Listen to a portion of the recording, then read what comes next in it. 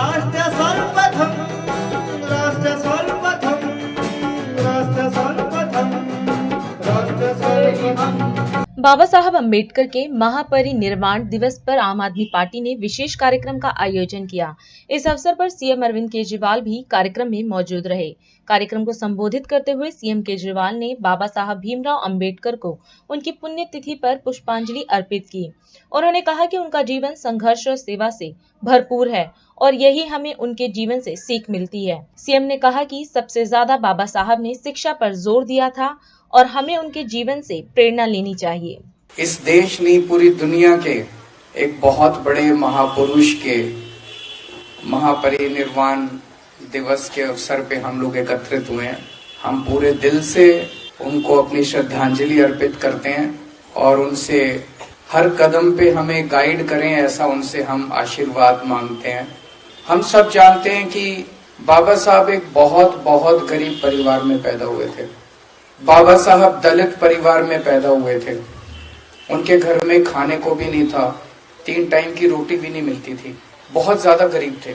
छुआछूत इतनी ज्यादा थी उन दिनों में, इतनी ज्यादा थी कि स्कूल जाते थे अपनी टाट अपने साथ लेके जाया करते थे। क्लास में उनको घुसने नहीं दिया जाता था, उनको बाहर बिठा दिया जाता था। तो आप सोच के देखो, इमेजिन करो कि अंदर क्लास चल रही है, टीचर अंदर क्लास में पढ़ा रहा है और बाहर एक बच्चा बैठा है जो अंदर टीचर पढ़ा रहा है उसको बाहर बैठ के सुन रहा है। इस तरह से उन्होंने अपनी प्रारंभिक शिक्षा पूरी की। उन्होंने स्कूल की शिक्षा पूरी की, कॉलेज की शिक्षा पूरी की। उसके बाद 1913 में वो अमेरिका में कोलंबिया यूनिवर्सिटी में पढ़ने चले गए।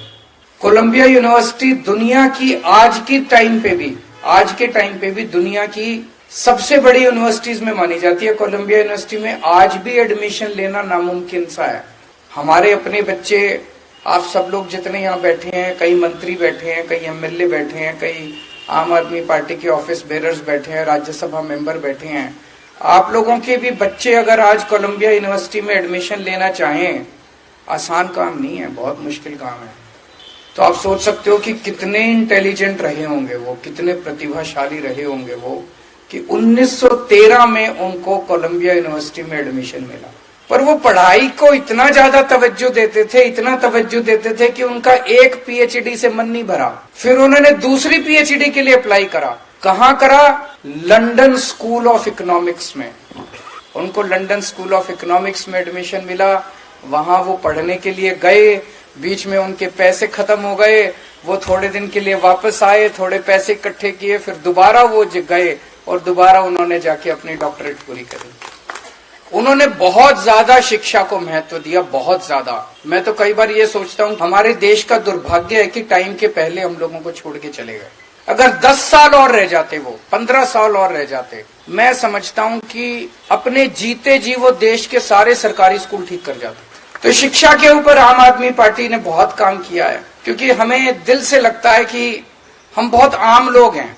हम सब लोग आम लोग हैं, आम जिंदगी से आए और एक आम आदमी की समस्या को समझते हैं। हम शिक्षा के महत्व को समझते हैं कि अगर एक परिवार के बच्चे को शिक्षा मिल जाए, उस परिवार की तो वो तो गंगा नहाया हो जाता है। वो परिवार, उसका तो फिर बेड़ा पार हो जाता है, उसकी गरीबी भी दूर हो जाती है, उसके कई समस्याएं दूर हो जाती है। अगर 5 साल के अंदर, 7 साल के अंदर आम आदमी पार्टी की दिल्ली सरकार दिल्ली के 2 करोड़ लोगों के बच्चों को अच्छी शिक्षा दे सकती है, तो 75 साल में क्या हमारे देश के लोगों को, 140 करोड़ लोगों को अच्छी शिक्षा नहीं दी जा सकती थी? आज हम दिल्ली के अंदर जो काम कर रहे हैं, जो 18 लाख बच्चे सरकारी स्कूलों में पढ़ते हैं, आज हर एक का माँ बाप मानता है कि यार इन्होंने मेरे बच्चों का भविष्य तो बना दिया। उन 18 लाख बच्चों के माँ बाप का आशीर्वाद हमारे साथ है। आज जो करोड़ों लोगों का हमने मोहल्ला क्लिनिक में इलाज कराया, करोड़ों लोगों का अस्पतालों में इलाज कराया, अगर किसी का एक्सीडेंट हो जाए तो उसका मुफ्त में इलाज होता है। वो कुछ तो आशीर्वाद शीश देके जाता होगा ना। उनके आशीर्वाद हमारे साथ हैं, यही हमारी संपत्ति है।